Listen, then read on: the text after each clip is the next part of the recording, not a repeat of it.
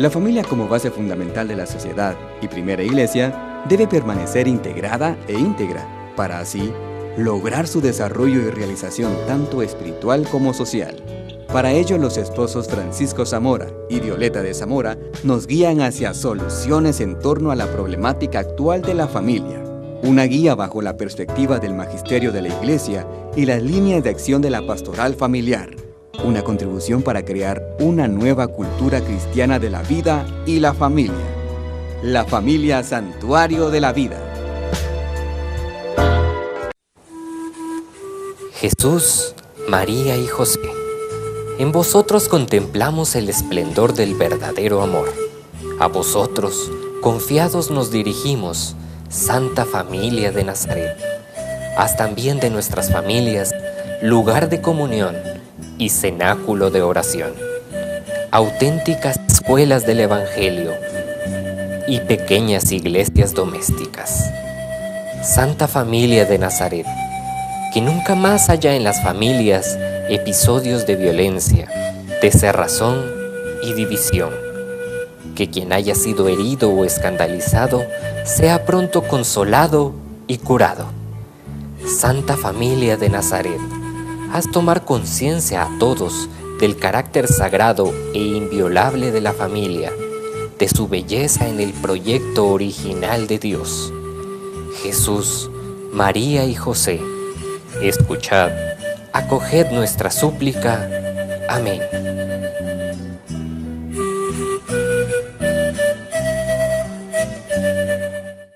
Queridos hermanos, ¿cómo están? Qué gusto estar de nuevo con ustedes. Qué alegría y qué bendición que cada semana usted está con nosotros sintonizando este su programa, La Familia Santuario de la Vida. Damos gracias también a Dios por permitirnos estar con ustedes una semana más de entrega y de motivarlos a que sigan unidos a nosotros. Gracias, Francisco, porque una vez más compartimos. ¿Y qué tal, hermanos? Qué gusto estar con ustedes. Así es, hermanos, si ustedes recuerdan que la semana pasada hemos estado hablando sobre la necesidad del perdón en la familia. Llevamos ya 2 entregas, ¿verdad, Francisco? Correcto, y esta es una tercera que habla también de la necesidad del perdón en familia, pero lo vamos a tocar desde un discurso del Papa Francisco. En una de las audiencias, el Papa Francisco ha expresado como tema la necesidad del perdón en la familia. Hemos visto anteriormente en las entregas previas qué profunda necesidad tenemos todos de perdón, porque el perdón, que además nos va llegando desde que comenzamos a vivir hasta el día de hoy, si no lo eliminamos, si no lo soltamos, se va acumulando como una cadena traumática y nos envenena, nos enferma, nos intoxica y hace que nuestra vida física, nuestra vida emocional, nuestra vida espiritual se paralice prácticamente. De hecho, Jesús en algunos de sus milagros sana a alguna gente que tenía una profunda herida de rencor seguramente de su corazón. Entonces es todo un proceso y mirábamos en la anterior entrega la necesidad del Evangelio. Es muy claro, Jesús en las bienaventuranzas fundamentalmente va a hablar de tener un corazón limpio, un corazón misericordioso y o sobre todo perdonar al que nos ha hecho daño. Esta tarea no es fácil, pero es necesaria porque es curativa.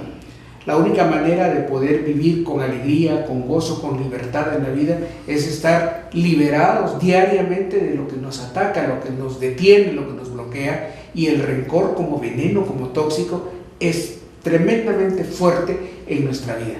Claro, se juntan otros elementos como la soledad, la tristeza, el vacío existencial, pero el fundamental en un momento dado es el perdón. ¿Qué pasaría si de pronto, solo le invito a que imagine que su familia se ha perdonado toda? Padres, hermanos, tíos, abuelos, los que existan, que de pronto todos se perdonaran. ¿No cree que las cosas serían diferentes? ¿Qué pasa si en este país el gobierno, perdonáramos al gobierno y el gobierno nos perdonara a nosotros? San Agustín decía, ama y haz lo que quieras. Si yo amo, no robo, no extorsiono, no miento, cumplo con mis promesas, empiezo a vivir el amor incondicional, ya no guardo rencor. ¿Qué necesidad tenemos como sociedad del perdón? En un país que ha sido lacerado por resentimientos, por violencias que muchas veces ni siquiera son nuestras, sino son de nuestros antepasados, de nuestros padres, de otras épocas, pero que están ahí entre nosotros. Entonces, el Papa sabiamente dice, necesitamos el perdón en las familias. Y empieza diciendo, comprende nuestra realidad, no existe familia perfecta, no tenemos padres perfectos. Porque usted estará pensando, Francisco, ¿usted por qué no tuvo el papá que yo tuve? ¿Usted por qué no tuvo la mamá que yo tuve? ¿O no sabe cómo me trataron de niño? No, todos no tenemos padres perfectos, ni siquiera nosotros mismos somos perfectos. Nos casamos con una persona, no nos casamos con una persona perfecta.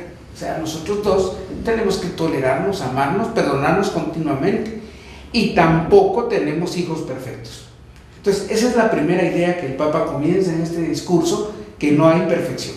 Y por eso dice al final, tenemos quejas unos de otros. Por supuesto. Así es, ¿verdad? Los hermanos se quejan de los mismos hermanos, se quejan de la clase de padres que tienen, los papás nos quejamos de nuestros hijos, tratamos de que no haya preferencia en nuestros hijos, los amamos igual, pero a veces decimos de diferente forma, ¿verdad? Claro. Pero no hay preferencia, sabemos que cada joven es diferente. Y entonces al final, esa queja, si no la sabemos manejar, entramos a la decepción y empezamos a decepcionarnos unos de otros. Y por eso dice el Papa, no hay matrimonio saludable o familia saludable sin el ejercicio del perdón. Ahí viene, ahí está la palabra mágica. Limpieza. A esa queja, a esa decepción, hay que ponerle un hasta aquí continuamente. No es hasta aquí llego y ahora llegó el borrón y cuenta nueva. No, todos los días vamos a seguirnos lastimando porque somos imperfectos. Sí, claro. Pero en esa medida empezamos a caminar en perfección porque te acepto, te amo, te perdono, te tolero y te hago trascender, puedes crecer. Entonces la próxima vez voy a tener cuidado de no ofenderte, porque no va a ser de golpearte todos los días. Empezamos a buscar una salida, a eso se refiere. Pero el ejercicio que el Papa nos propone es el ejercicio del perdón. Maravilloso, Francisco. O sea que sin el perdón no hay persona saludable, no hay matrimonio saludable, no hay familia saludable. Y él mismo termina diciendo que sin el perdón en la familia, esto se vuelve un espacio de conflictos y un cúmulo de amarguras.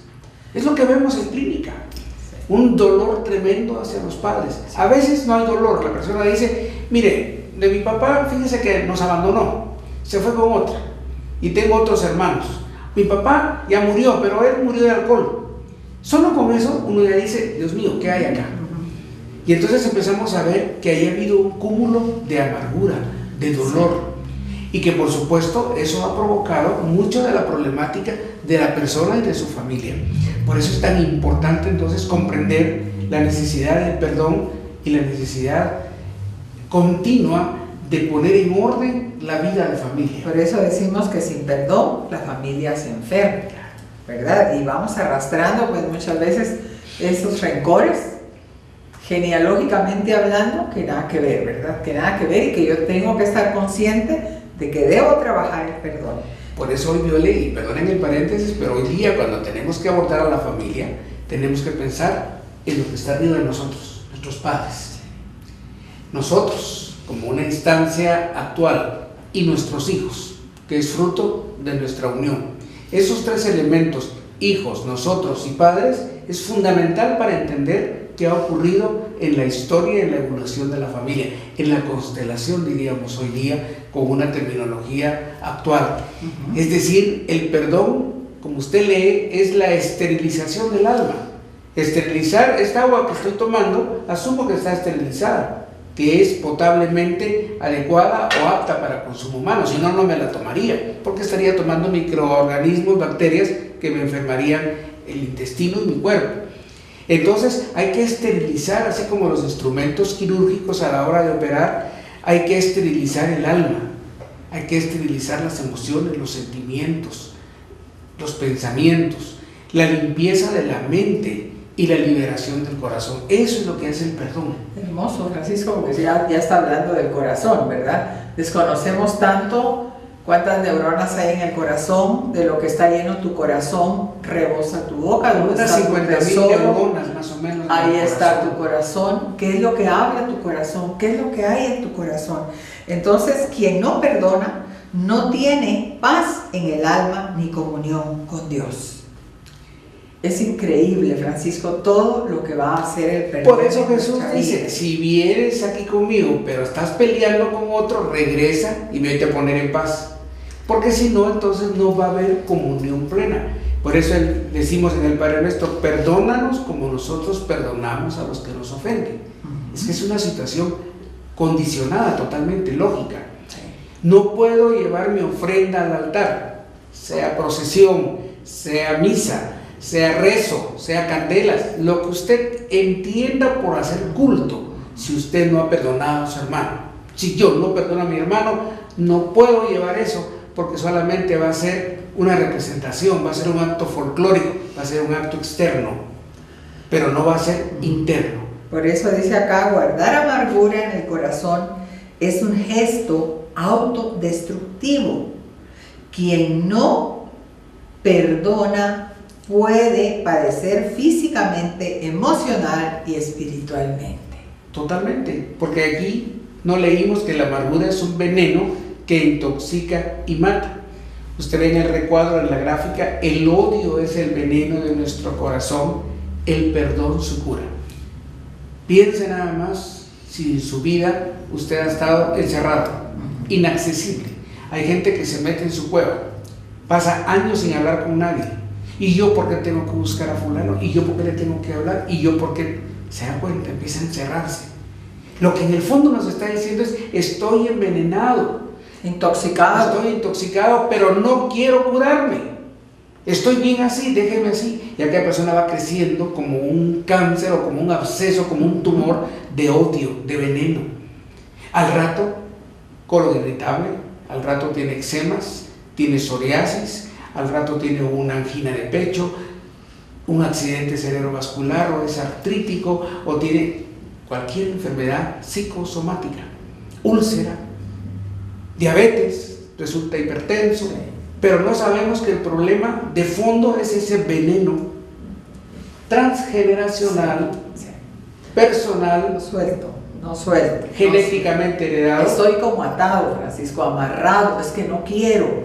La gente dice, es que no puedo. No, usted puede, pero no quiere. Y una sociedad que de pronto vivía enferma, llega un momento en el que empiezan a matarse unos a otros. Hay un estallido emocional Y social. Por eso el perdón, dice el Papa, trae la alegría. Y es por eso que la familia necesita ser un lugar de vida y no de muerte. Un territorio de cura y no de enfermedad. Un palco de perdón y no de culpa. Qué hermoso, Francisco, un palco de perdón y no de culpa. Fíjate tú, nosotros los encargados de guiar a nuestros hijos, nosotros los responsables de hacer de nuestro hogar una familia, un santuario de la vida y del amor, y no de culpa, no de amargura, no de enfermedad, no de toxicidad y no de muerte. Imagínense, queridas parejas, que una familia esté produciendo muertes. Les pongo un ejemplo. Una persona que usa píldora anticonceptiva, hormonal, sea tomada, inyectada, implantada en la piel. Un 65% de esa píldora es abortifaciente. Es decir, que más de la mitad de los intentos va a producirse un microaborto. Y eso no lo sabe ni siquiera el que vendió el medicamento, porque está escrito en una letra tan pequeña que nadie lo entiende. Pero dicen, no, es que la iglesia no se tiene que meter con nuestra vida. El Papa, ¿qué sabe de tener hijos? Y entonces yo puedo ir a la iglesia, pero yo no voy a dejar de llenarme de hijos. Hermano, hermana, pero si hay métodos naturales. Nosotros durante 25 años planificamos nuestra familia con el método Billings natural. Y no pasó nada, no produjimos abortos, no produjimos muerte. Al contrario, estábamos felices con la vida que llegaba a nuestro hogar. Entonces, ¿por qué no cambiar esa mentalidad? Y muchas veces estamos produciendo muerte, aún sin quererlo. Muchas que me ven ahorita, aparte que les dolieron las trompas de falopio, perdónenme, querrán cambiar el canal. Pero es la verdad, y si usted es católica, no puede ir contra eso. Y no es porque sea un capricho católico, es que Jesús es la vida. Juan 10:10, yo soy el camino, la verdad y la vida, va a decir en Juan 6. Pero además, 14:6, pero además Jesús va a decir, y soy vida abundante en Juan 10:10. La iglesia no puede ir en contra de la vida, sería yugular el depósito de la fe. Dios es vida, el Espíritu es vida. Por eso la familia tiene que ser vida. Y yo no puedo cambiar la vida. Mira, vamos a usar un preservativo para que hagamos como que transmitimos la vida, pero nos engañamos. Eso no puede ser, eso es falsificar el amor. No solo que para que no te dé sida, para que no te dé herpes, no. Dice la palabra, No dice el podemos documento falsificar de el la iglesia, amor. no recuerdo el nombre, que nos convertimos en árbitros del designio divino. Y Evangelio manipulamos Vitae, y envilecemos la sexualidad en su aspecto unitivo y procreativo. Miren, los documentos de la iglesia son claros. Somos nosotros los que fingimos no entenderlo porque no nos conviene. Yo he visto suegras católicas que cuando ya se casan sus hijos, lo primero que dicen es: cuidado, te lleves de hijos. ¿Cómo que la señora los va a seguir sosteniendo? Y la hija, sí, lo que mi mamá diga. Sabes que una vez una pareja me decía que yo la capacitaba para el método Billings, me decía ella: ¿cuánto tengo yo que perdonar a mi suegra? ¿Cuánto tengo que perdonarme yo por mi ignorancia de ser una mala católica no informada, mucho menos formada? Pero mi suegra me decía: cuidado, se llenan de hijos. Yo decía, realmente ¿y a ella qué le importa, verdad? Porque quienes decidimos cuántos vamos a tener y en qué momento vamos a traerlos somos nosotros. Y entonces ella me decía: ¿cuánto debo trabajar el perdón? Ahorita viene a mi mente Y eso. siempre y cuando viole, para que a nuestros televidentes les quede claro el concepto, decidir cuántos, cuándo van a nacer, siempre y cuando el motivo que tengamos los dos sea un motivo grave. Y que el método que usemos sea un método moral, que no lesione la vida ni la naturaleza. Por eso el Papa se atreve a decir que la familia entonces es un lugar de vida y no de muerte, territorio de cura y no de enfermedad, No de amargura. palco de perdón y no de culpa. Queridas familias, ¿cómo está nuestra familia? ¿Será un palco de perdón? ¿Será un palco, será un lugar de cura? ¿Será un lugar de vida? ¿O por el contrario, aún sin quererlo, está siendo un lugar de muerte, de enfermedad, de culpa? Aquí está la necesidad entonces del perdón. El perdón nos va a traer alegría, porque donde la amargura produjo tristeza y cura, donde la amargura causó enfermedad, viene la alegría del perdón. Necesitamos ese perdón, y es muy duro lo que el Papa dice en ese círculo que estamos leyendo. Todos somos pecadores, usted y yo somos pecadores, pero pidamos al Señor no tener esa doble moral. Estoy contigo, pero no perdono a mi hermano. No, tiene que ser una coherencia, para que entonces reconozcamos que esta hipocresía se libere y podamos reconocer el perdón, la alegría y el amor de Dios. Dura esta expresión del Papa Francisco. Entender la necesidad de perdonar. Muchos cristianos son atormentados por el enemigo, por las heridas del pasado y por su falta de perdón a quienes causaron estas heridas. La falta de perdón le da al enemigo una puerta abierta para que él se mueva dentro de nosotros, nos oprima y nos atormente.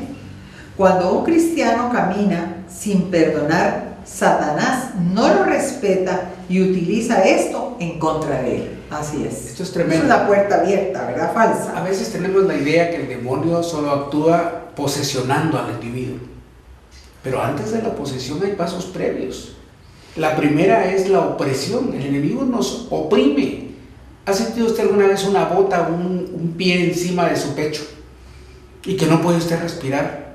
Esa es la opresión. Esa es la angustia. Por eso angustia viene de ángulos, pecho. Esa es la primera arma del enemigo. Una vez que te tiene totalmente oprimido, entonces después te ata. Después de oprimirte, te ata, te hace parte de él. Pero aún en ese momento no hay todavía lo que llamamos una posesión, sino que está la opresión. Después viene ese momento de opresión que te lleva después a estar atado a él, pero no significa que ya estamos posesos y que necesitamos un exorcismo. ¿Por qué aclaro esto? Porque el solo rencor, el veneno como dice acá, la falta de perdón, le permite al enemigo, a Satanás, al mal, una puerta abierta para que nos oprima y nos atormente. Así es, Francisco. En cambio, veamos lo que dice primera de San Juan 1:7 y 2 del 9 al 11. Si caminamos en la luz, como Él mismo está en la luz, estamos en comunión unos con otros. y la sangre de su Hijo Jesús nos purifica de todo pecado. Quien dice que está en la luz y aborrece a su hermano, está aún en las tinieblas. Quien ama a su hermano permanece en la luz y no tropieza. Pero quien aborrece a su hermano está en las tinieblas, camina en las tinieblas, no sabe a dónde va, porque las tinieblas han cegado sus ojos. Palabra de Dios. Te alabamos, Señor. Es maravilloso, Francisco, cómo la palabra de Dios nos cuestiona, nos ayuda a la autorreflexión, a curarnos, a meternos dentro de nosotros mismos y reconocer que necesitamos curarnos de tanto dolor que he guardado. Yo pensaba en este momento qué necesidad tenemos de luz en nuestra vida. ¿Qué necesidad tenemos de la luz de Jesús en nuestros hogares, en nuestra vida de familia, en la relación entre padres e hijos, entre hermanos? Y como hermanos de un mismo país, como país, ¿qué necesidad tenemos de perdonarnos? No solo hacer una paz firmada en un documento y parar la guerra, no, realmente es perdonarte. Eres mi hermano. Guardar esto es lo que hace que no se olvide la ofensa. Creer que se tiene derecho a guardar cosas porque nos causaron daños. Aquí está el problema. Cuando yo me guardo las cosas, tengo derecho a guardarme esa cólera porque tú me provocaste daño. Cuando me guardo esto, lees ahí, es en realidad guardar esto lo que hace que no se olvide la ofensa, que yo no perdone y que esté preparando la venganza. Después del rencor viene la venganza y eso espiritualmente nos drena, ya que estamos tomando el lugar de Dios para hacer juicio. El único que hace juicio es Dios. Así es, y es maravilloso ver los salmos, ¿verdad, Francisco? Donde dice, el temor de Yahvé es limpio, que permanece para siempre. Los juicios de Yahvé son verdad, todos justos. Qué hermoso, palabra de Dios. Te alabamos, Señor. ¿Qué más te deja eso, Violi? Cuéntanos, ¿cómo ves esa palabra de Dios? La palabra de Dios es fuerte, Francisco, penetra hasta lo más profundo de nuestros huesos, hasta los tuétanos, dice la palabra, llega y nos debe realmente hacer reflexionar profundamente, no solo tengo que leer la palabra de Dios, sino hasta dónde me cuestiona, me toca, me mueve la palabra de Dios. En este caso, yo entiendo que es no juzgar, dejar el juicio a Dios. Así es. Dejarle la justicia a Dios. ¿Por qué me la voy a cobrar yo? Aquí creo que está muchas veces el problema. Él es el juez que juzga con juicio justo. Me encanta Jesús. Dice Filipenses 2, que siendo de condición divina, no se aferró a su condición divina, sino que se anonadó a sí mismo hasta convertirse en hombre. Y no se conformó con ser hombre. Todavía hay un descendimiento. Se vuelve un gusano, se vuelve un cordero golpeado, dice Isaías, que cargaba con nuestros dolores, con nuestro sufrimiento. Y todavía el credo nos dice, y descendió a los infiernos. Hay un descendimiento de Dios a hombre, a siervo, el siervo de Yahvé doliente de Isaías. Jesús cedió sus derechos. Y por eso Dios lo elevó y le dio un nombre que está sobre todo nombre, para que el nombre de Jesús se doble toda rodilla en los cielos y en la tierra. ¿Por qué guardas ese rencor? Cédelo. Tienes derecho, tienes razón, tú tienes razón, te ofendieron, te abandonaron, te golpearon. Tienes razón, pero entrega, cede tu derecho, no te aferres a él. En ese momento vas a empezar a sentir la liberación, la libertad. No puedes quedarte con eso. ¿Te imaginas llevártelo a la tumba? Todo ese odio, ese rencor, no es posible. Por eso perdonar, y aquí aclaramos brevemente, no es olvidar, no es excusar, no es negar, no es ignorar, no es un acto mágico. Perdonar es algo más y es algo más profundo. Cancelar la deuda pendiente, soltar a la persona por el daño que causó, liberarla o dejarla ir a la persona ofensora, tener compasión, tomar la decisión de perdonarle con un acto de voluntad y ser como Cristo. Qué hermoso eso es perdonar. Y el mandato del Señor es muy claro, ¿verdad, Francisco? Cuando lo vemos en Isaías 53, ¿verdad? Y con todo eran nuestras dolencias las que Él llevaba y nuestros dolores lo que Él soportaba. Hermanos, entonces perdonar no es una alternativa. Perdonar produce liberación y paz. El perdón hace que sane el herido, que perdone al ofensor. Entendamos que la santidad interior es identificarse con la obra redentora de Cristo. Jesús conoce nuestras necesidades y se identifica con nuestro dolor.